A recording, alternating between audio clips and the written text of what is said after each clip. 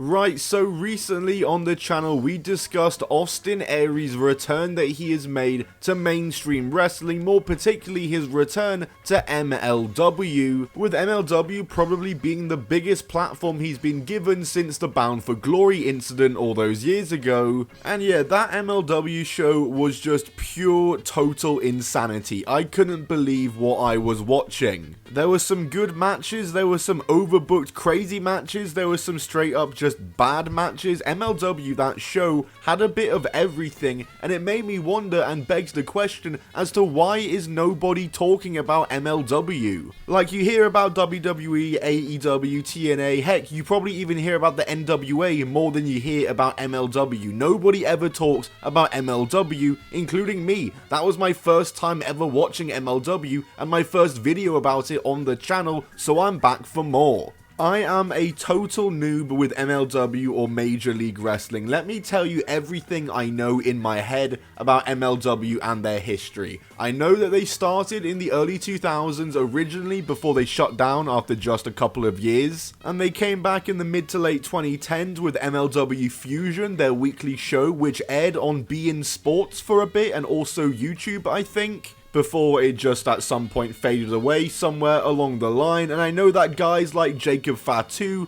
the Lucha Brothers, Penta and Ray Fenix, Alexander Hammerstone, Matt Riddle, and now Austin Aries have worked there. Also MJF, before AEW, he was an MLW guy, and he did a one-off appearance recently. And that is absolutely all I know about MLW beyond the show that we watched in the last MLW video. I'm definitely not discounting doing a future MLW full video retrospective. However, for now, I just want to learn more about the company and actually watch the show after watching their insane most recent show on the channel. And I just want to investigate MLW and Major League Wrestling and figure out why does nobody talk about Major League Wrestling. And the simple way to do that is just by watching more MLW and seeing what the product is actually offering. So I wanted to check out a somewhat recent MLW show, so I just picked out a random one from their YouTube channel, which ended up being The Burning Crush from February 2024. So we've watched an MLW show from 2025, we're about to watch an MLW show from 2024, and if you guys enjoyed this video and have been enjoying us following MLW so far, then leave a like on this video and let me know if you want me to continue our backwards journey in history through MLW and do a 2023 show review. Maybe we'll turn it into a series, let me know in the comments down below, but let's get straight into this one, as this show opens with Alex Kane. He's talking about his stable, who are called the Bomaye Fight Club, and it seems as though he's almost teasing stepping away from MLW. It was a bit of a disjointed promo, where it felt like he was kind of winging it at times. He's talking about letting the fans down and teasing stepping away before Mr. Thomas, who appears to be a Bomaye member, and I remember him from the last show we watched, then comes out and gives a motivational pep talk to convince him to stay, and he does, as Bomaye is forever. And then we get AJ Francis, the former Top Dollar, appear on the big screen to cut a promo directed at Kane as he is making his MLW debut at an upcoming show. Alex Kane then responds and makes a reference to Swerve Strickland, and AJ can't clear the top rope, let alone clear him. A decent ending to an otherwise mumbled and stuttery and disjointed promo. And the show opens with 6-man tag action as it's Nolo Kitani, Marcus Mathers, and Austin Luke against Griffin McCoy, TJ Crawford, and Tony Deppen. I don't believe any of these guys were on the most recent MLW show I watched, so MLW either has a very deep roster or an ever-changing one, and for what it was, this match was fine. It's a 6-man tag opener with a load of names that I don't really recognize. Seems like the kind of match just to kind of get the crowd going. The match really showcased Kitani, Mathers, and Luke well, as they are the younger stars, so they got a lot of their stuff in and a lot of their stuff off, but did ultimately lose this match in the end following a finisher fest with Tony Deppen getting the pin just shy of 6 minutes. Keep that in mind during the show. As we then get a pre-tape with Sami Callihan, Ricky Shane Page, and their weird masked friend, and they're in a dark room, they're yapping and chatting nonsense about Raven and Jake Christ, who the latter is facing RSP in a match later on, as Sami Callihan warns Raven that there will be blood. Ooh, that's sure to be a big heated match. can't wait to watch that one. Sarcasm foreshadowing. And next up, it's women's 4-way action, as it's Zayda Steel, who is accompanied by a Ryan Gosling lookalike called Brett Ryan Goslin, sure enough, a really subtle parody there, versus Tiara James versus Delmi Exo versus the notorious Mimi. Zayda Steel I do recognize, I like her, I'm not familiar with Tiara, and the last two I have defo heard of, and I know that Delmi is actually a former MLW Women's Champion, but I don't believe I've ever seen them before. As there's action right from the get-go, there's bodies flying everywhere, and the Ryan Gosling guy is getting involved. I thought this match was alright. Notorious Mimi, I thought in particular, had some really cool offense in this one. And the same with Zayda, who hits a sweet tornado DDT on Mimi using Delmi for a near fall before taking everyone out in a Tower of Doom. And the finish isn't too long after, as Delmi takes out Mimi but is distracted by the blue-haired girl on comms, who I think must be her rival. As Zayda tosses her out the ring and hits an unprettier on Mimi for the win, a short and sweet match at just under 5 minutes. And post-match, the blue-haired girl attacks Delmi and there's a pull-apart brawl. Zayda then on the mic puts the featherweight division on notice, all 3 of them, and the blue-haired girl on the mic responds saying no amount of money will get her a shot at the belt, and they all go back and forth, all 3 of them including Ken, and this definitely went on for a bit too long. And it's another thing I said about MLW is that they do love a post-match promo, as they do on damn near every single match when they don't need to. We get a pre-tape with Cruel. He's doing a Bane-esque promo talking about his match later tonight with Jacob Fatu, so it appears I managed to get an MLW show with Fatu on it just before he left for WWE. Next up though, it's that match that was teased earlier, as is Jake Crist up against RSP for his national openweight title, and oh my word, this one is just a mess right out of the gate, as Jake is flying at RSP for the first couple of minutes before it's slowed right down, and it feels like a lot of the same is happening in this match, as Jake Crist hits the same tornado DDT so many times. Does he have anything else? And this match just ended up feeling like a total filler waste of time. I wasn't a big fan of the performance from Ricky Shane Page in this match. I wasn't too impressed, and this match only goes 3 minutes as Sami Callihan attacks his former OVE partner, and the match is a DQ. How incredibly pointless.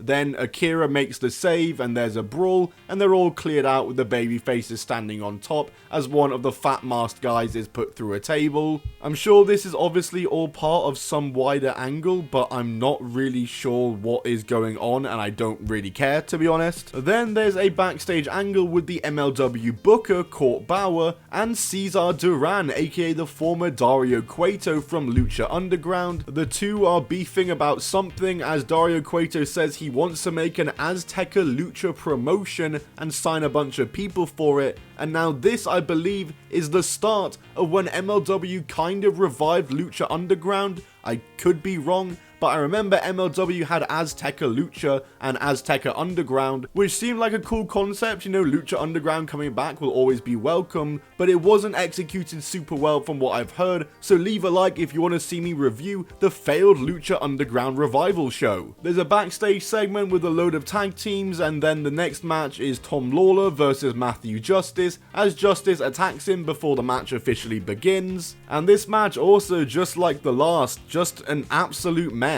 They mostly fight around the outside of the ring to start off, and when they do finally get inside, the match is just slow and boring. As funnily enough, it's the longest match on the show up until this point, still only 6 minutes and 55 seconds, but they didn't maximize that time well enough. The commentary was particularly awful during this one and distracting from the match, but also that's fine because this was a rough one. So please distract me, but this match never really kicks into the full gear before there's some ringside antics with one called Manders and one of the guys ringside in the red suit. Tom Lawlor takes advantage of the distraction and gets the win, as we then get an MLW trademark post-match promo. He calls the interviewer Joe Rogan and tells the crowd to applaud his manager, which is the red suit guy. He then eats a dive from Justice to end the segment, and just this entire thing felt like a filler waste of time again, just exactly like the last match and segment. Cesar Duran is out again and asks the crowd, hey, what about that Mystico match, huh?